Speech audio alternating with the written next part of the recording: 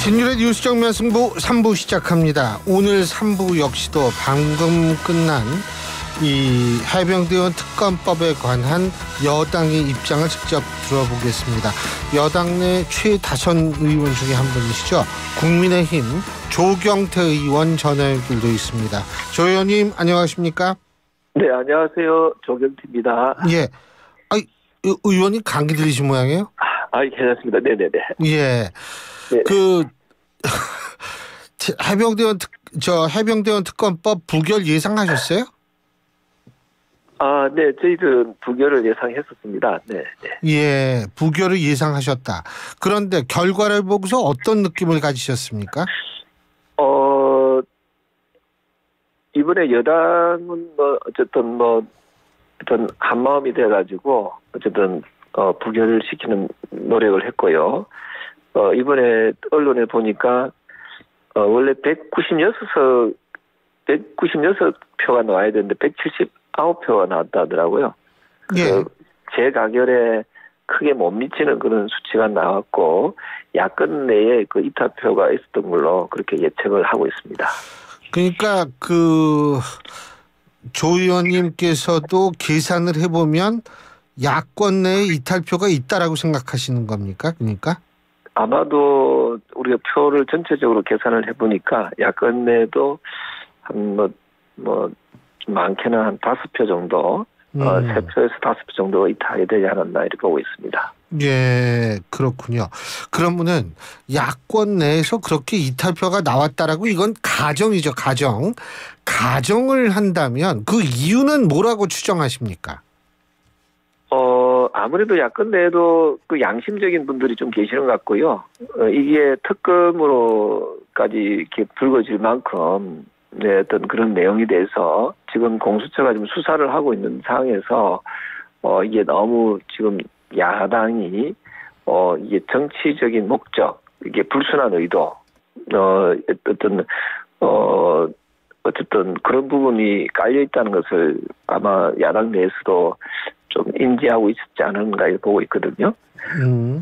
예. 이게 지금 그 순수하게 최상병에 대한 진실 규명을 위해서 하자고 하면 아마 이런 부분에 대해서 여당과 함께 좀 논의를 해가면서 이 부분을 좀 진행해 나가야 되는데 이게 갑자기 사실 총선 때는 더불어민주당에서는 이 최상병 건에 대해서는 그렇게 이슈를 안 삼았거든요. 잘 아시다시피. 총선 끝나고 난 이후에 이 부분을 최상병 특검에 대해서 이슈화를 시켰고요. 아마 우리 박사님도 잘 아시다시피 지난 7월 22일 날 최상병 연결식이 있었지 않습니까? 예. 그 연결식에는 국민의힘 우리 당이죠. 소속의 당대표, 원내대표, 그다음에 또 의원들 포함해서 한 12분이 가셨거든요. 예. 연결식에. 반면에 더불어민주당에서는 당 지도부에서는 한 명도 가지 않았습니다. 의원분은 한 번 간 거 아니에요? 그때 의원이 이제 오영환 의원이라고 지금은 새로운 미래당의 소속이거든요. 그래서 지금 현재의 민주당 소속은 한 분도 안 가신 거죠. 그러면 이재명 더불어민주당 당대표가 얘기하는 부분에서 과연 최상병 사건에 대해서 당시에 그 상당히 안타까운 어떤 그 사망 사고지 않았습니까? 예. 거기에 대해서 진정성이 있었는지, 진정성이 있었으면은 당연히 그때 당시에 그때 당대표가 7월 22일자니까 당대표가 이재명 더불어민주당 당대표 아닙니까? 예. 그럼 당연히 갔었어야지요. 저는 이 부분에 대해서 과연 더불어민주당이 최상병 사건과 관련돼서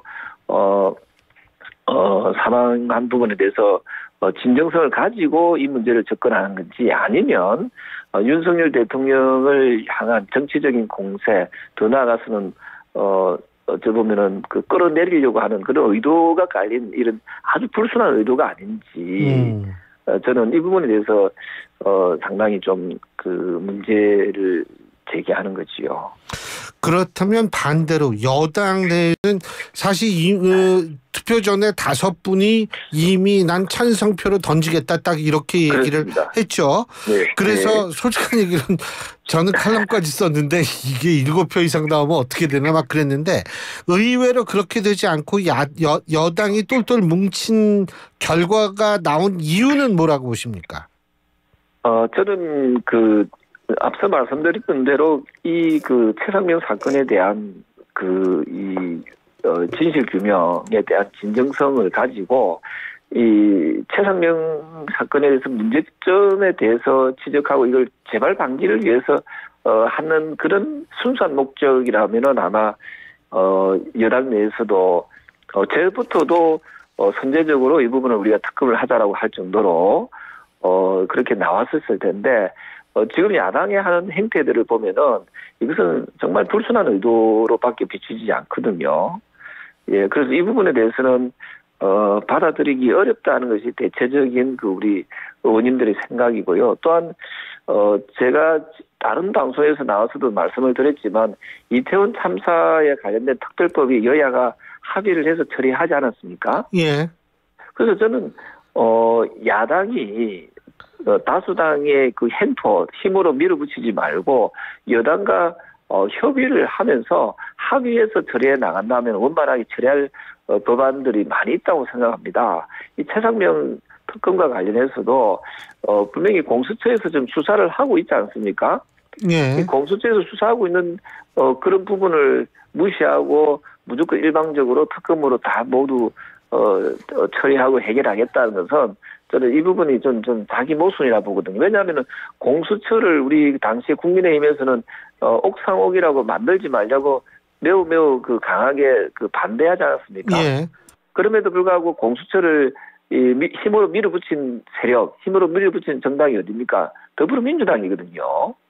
그럼 더불어민주당에서 공수처를 만들자고 해가지고 억지로 해가지고 공수처를 만들었으면 그 공수처에 지금 수사를 하고 있는데 또 공수처를 못 믿겠다라고 하면 이 전체 지금 더불어민주당이 하고자 하는 어떤 형태는 뭔지를 저는 잘 모르겠거든요. 그래서 공수처의 수사 결과를 좀 기다렸다가 그 이후에 미진한 경우에 대통령도 그런 발언을 하지 않았습니까? 미진한 경우에는 어떤 진실규명을 해서 어떤 형태든 다 받아들이겠다고 하지 않았습니까? 그럼 그때까지 좀 기다렸다가 또 여당과 또 합의해서 특검법이 처리될 수 있도록 노력해야 되는데 오로지 자기들은 머리 숫자로만 해서 힘으로만 밀어붙이고자 하는 그런 행태들은 저는 잘못되었고 이런 부분들이 아마 여당이 뭉치도록 하는 그런 계기 마련이 되지 않았나 이렇게 보고 있습니다. 그런데 민주당은 지금 22대 박찬대 원내대표 같은 경우에 22대의 첫 번째 안건으로 또 이 특검법을 추진하겠다 이런 거 아닙니까? 글쎄요, 좀 야당에서는 이것뿐만 아니라 이해하영 술파티 관련된 특검도 하겠다는 거 아닙니까, 그죠? 예. 그래서 온갖 자기들한테 마음에 안 들면은 무조건 다 특검을 하겠다면은 그럼 경찰이 왜 필요하고 검찰이 왜 필요하고 공수처가 왜 필요합니까? 저는 이런 부분에서 야당이 지나치게 무리수를 두고 있는 건 아닌지 이런 생각을 합니다. 앞서 말씀드렸던 대로 최상병에 대한 정말 안타까운 죽음에 대해서 정말 그분들이 진정성 있게 안타까운 죽음이었다고 생각하고 진실 규명을 했어야 된다라고 생각했으면은 왜 연결식을 왜 안 갔습니까? 예. 저는 이 부분에 대해서 저는 지금 청취하고 계시는 국민 여러분께서도 한번 인터넷에 한번 쳐보십시오. 최상병 연결식장에 과연 누가 가서 정말 진정으로 슬퍼하고 정말 가슴 아파했는지에 대해서 국민들도 이건 알아야 되거든요. 예. 네. 만일 말이에요. 22대 지금 22대 국회에 열리자마자 재추진하겠다는 게 민주당의 입장인데 그때도 그러면 지금과 같은 유사한 현상이 발생할 가능성이 있다라고 예상하십니까? 그렇습니다. 지금처럼 그냥 야당이 입법부의 어떤 다수당의 힘으로만 밀어붙이려고 한다면 여야의 합의 정신을 깨고 다수의 힘으로 밀어붙인다면은 아마도 야당이 의도하는 그런 바대로는 가지 않을 것이다 하는 거죠. 이탈표도 좀 또 나오고요. 저는 사실 야당에서 과연 이탈표가 나올지 안 나올지는 모르겠는데 어쨌든 3분의 2 의석을 확보해야만이 이게 통과되지 않겠습니까? 예. 네, 그 의석을 확보하기에는 조금 버겁지 않을까. 서너 표 정도는 그 야당의 뭐 이번처럼 이게 이탈표가 발생할지 모르겠지만 저는 이게 통과되기에는 상당히 불확실하다. 저는 통과되기 어렵다 이렇게 보고 있고요. 그런 시간적 그 소모보다는 지금 공수처에서 좀 수사하는 결과를 좀 지켜봤다가 여야가 우리가 여당에서도 진실 규명을 하지 말자는 게 아니지 않습니까? 공수처 결과를 지켜보고 난 이후에 여야가 합의해서 진짜 미진하다고 판단되면 합의해서 이 부분을 그 처리해 나간다면은 저는 좋겠다는 생각을 하거든요. 알겠습니다. 그리고 또 하나 좀 시끄러운 게 홍준표 시장이 윤 대통령의 중대한 결심 뭐 이런 얘기를 했잖아요.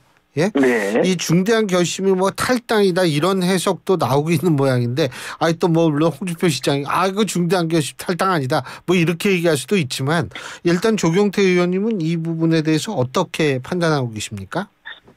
아마도 그 개인적인 의견으로 저는 보고 있고요. 과거에 그 대통령들이 자기 당을 탈당한 사례들이 좀 있었지 않습니까? 예. 그 당시에 보면은, 뭐 노무현 전 대통령도 그렇고, 김대중 전 대통령도 그렇고요. 그 탈당한 사례들이 있었기 때문에 아마 그런 말씀을 하시는 것 같은데, 지금은, 정부 여당이 좀 한마음으로 힘을 합쳐서 힘을 모아서 가는 것이 저는 전국을 타개해 나가는데 좀 도움이 되지 않을까 하는 생각이고요. 그래서 아마도 조금 앞서 나간 생각이지 않을까 이렇게 보고 있습니다. 전례의 어떤 대통령들의 어떤 그 탈당들을 아마 보시고 하실 말씀 같은데 저는 그런 가능성은 현재로서는 좀 희박하지 않을까 이렇게 보고 있습니다. 예. 그리고 뭐 홍준표 시장께서는 한동훈 전 비대위원장 얘기도 많이 하는데 지금 이준석 당선인 같은 경우에는 한 전 위원장을 향해서 이 해병대원 특검법에 대한 입장을 밝혀야 한다 이런 얘기도 했는데 이 부분은 어떻게 보세요? 필요하다고 보십니까? 글쎄요. 이준석 지금 당의 당선인 역시도 아마 근데 지금 서로 당이 다르지 않습니까? 예. 어쩌면 남은 당에 비대위원장 하신 분을 뭐 이렇게 밝히라 마라 이렇게 말씀하시는 것은 조금 적절한 표현은 아닌 것 같거든요. 예. 그럼 한동훈 그 위원장이 이 부분에 대해서 뭐 입장을 아마도 우리 지금 국민의힘의 의원들이나 당원들과 비슷한 생각을 하고 계신다고 저는 보고 있고요. 그런 점에서 저는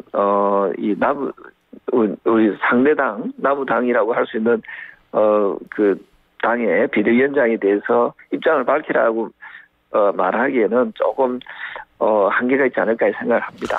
남의 당에 대한 입장을 밝히라는 것은 좀 무리다 이런 말씀을 네, 남우당에 있는 그 비대위원장 하신 분을 입장을 밝히시오라고 이야기하는 것은 조금 이 또한 조금 앞선 생각이지 않을까 생각을 합니다. 사실 뭐 전략적 연대 가능성 국민의힘과요. 왜냐하면 네. 이준석 전 대표 같은 경우에도 뭐 보수를 지금 주장하고 있고 그러니까 실제로 잠재적으로 연대할 가능성 그리고 궁극적으로 다시 합칠 가능성에 대해서 어떻게 보세요? 저는 어쨌든 여건이 힘을 좀 모았으면 좋겠다는 생각을 하거든요. 예. 네, 그 부분에 대해서는 서로가 조금 정치력을 발휘를 좀 했으면 좋겠습니다. 그래서 저는 이준석 개혁신당이 어떤 지향점을 갖고 있는지 모르겠지만 저는 보수 정당이 법 여건이 하나로 좀 이렇게 서로 연대하고 협력하는 것은 상당히 보기 좋은 모습이지 않을까 보고 있고요. 그러기 위해서는 먼저 여건에서도 좀 더 각별한 노력을 좀 더 많이 기울이는 것이 좋겠다 이런 생각합니다. 예, 그렇군요. 그리고 또 한 가지 요새 민주당 보면은요, 자 종부세 폐지 1가구 1주택 종부세 폐지 얘기도 하고 말이에요. 그 다음에 사실은 해병대원 특검법 뭐 이런 거 그리고 연금법 연금 개혁 이런 아젠다가 사실 보수 보수에서 나온 야당이 지금 뭐 절대 다수지 않습니까? 네. 아주 그의 변화는 저는 있는 것이 좋겠다. 그런 점에서 지금 몇 가지 정책적인 부분을 좀 던지는 것은 상당히 바람직하다 보고 있습니다. 특히 종부세와 관련돼서는 전 세계 OECD 국가 중에서 우리나라만 가지고 있는 아주 독특한 이 세금 제도이거든요. 이거는 이중과세의 그 우려도 많이 있는 그런 그 정책이기 때문에 이런 부분에 대해서 만약에 우리 당에서 이걸 치고 나가고 국민의힘의 당 대표가 또는 원내 대표가 이야기했으면 벌써 이 부자 감세라고 또 공격을 했을 겁니다, 그죠?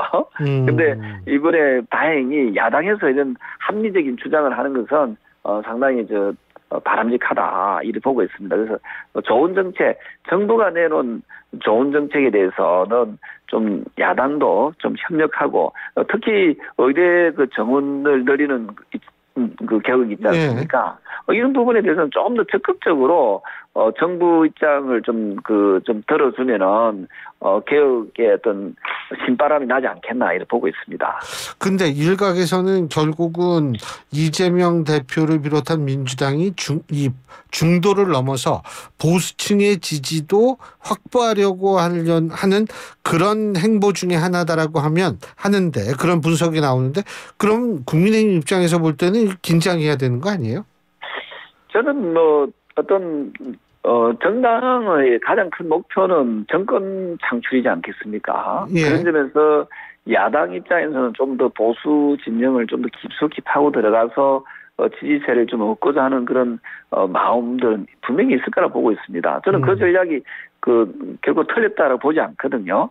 또한 국민의힘 역시도 다수의 중도와 또 다수의 또 진보 세력들의 어떤 마음을 좀 이렇게 살 수 있는 그런 좋은 정책들을 또 내놓는 것도 좋을 것 같고요. 그래서 저는 여야가 민생과 관련된 정책을 좀 서로 경쟁함으로써 좀 더 성숙한 정치 문화를 만들어냈으면 좋겠습니다. 지금 가만히 보면요, 어느 때부터인가 우리 여야 국회의원들이 다 개개인적으로 헌법기관임에도 불구하고 이 피켓 시위를 많이 하거든요. 네. 이거는 어쩌면 시민단체에서 할 수 있는 일들을 갖다가 국회의원들이 이 정쟁에 제일 앞장을 서는 그런 모습들이 참 보기가 싫더라고요. 저는 그런 부분을 좀 지양하고 앞서 말씀드렸던 대로 조금 더 정책적인 이슈를 서로 좀 성부수로 좀 삼아서 국민들이 보다 더 행복하고 좀 더 우리나라 경제가 더 발전할 수 있는 그런 계기로 이어졌으면 좋겠습니다. 아, 참. 그리고 백서 나오는 거예요, 이제? 예, 백서는 빨리 나와야 되지 않겠습니까? 네. 그런데 지금 백서 가지고 거기 시끄럽더라고요. 예? 뭐 누구를 겨냥했다는 등 막 어떻게 보세요? 저는 이 백서가 어떤 개인의 어떤 인기 영합주의로 가기 위한 어떤 그런 부분으로 백서가 작성되어서는 안 된다 보고 있고요. 백서는 말 그대로 객관적인 또 과학적인 그 자료를 토대로 이 총선 결과에 대해서 분석하고 또 반성할 부분은 반성해야 된다 이렇게 보고 있습니다. 그래서 어떤 정치적 의도, 물론 그런 거 없다고 저는 보고 있습니다만은 정치적 의도나 정치적 목적으로 비춰질 수 있는 또 논란으로 비춰질 수 있는 그런 모습들은 저는 좀 자제하는 것이 좋을 것 같고요. 어쨌든 백서는 좀 하루빨리 나와서 우리 당이 왜 총선에서 패배했는지에 대해서 좀 정확한 분석이 나왔으면 좋겠습니다. 한동훈 전 위원장과의 면담 필요하다고 보십니까? 저는 굳이 한동훈 비대위원장을 만나서까지 면담을 할 필요는 있겠냐 생각을 합니다. 왜냐하면 한동훈 비대위원장이 공개적인 발언들 또 동선들이 다 나와 있지 않습니까? 객관적인 자료들이 다 나와 있거든요. 네. 그 자료를 토대로 해서 분석해내면 될 것 같고요. 굳이 개별 면담을 통해서 하면서 이게 물론 한동훈 위원장이 좋다라고 하면 모르지만은 부담스러워하는 부분이 있다면은 굳이 만나서까지 하겠다라고 이게 서로가 주장을 하게 되면 이게 자칫하면은 의도한 바와는 달리 논란으로 비춰질 음. 가능성이 있기 때문에 이런 부분은 좀 다소 좀 조심하는 것이 좋겠다 이런 생각합니다. 알겠습니다. 오늘 말씀 잘 들었습니다. 고맙습니다. 네, 감사합니다. 예, 지금까지 국민의힘 조경태 의원이었고요. 신율의 뉴스 정면 승부 3부 순서는 여기서 줄입니다. 잠시 뒤 4부에서 뵙겠습니다. 경기 시작. 5월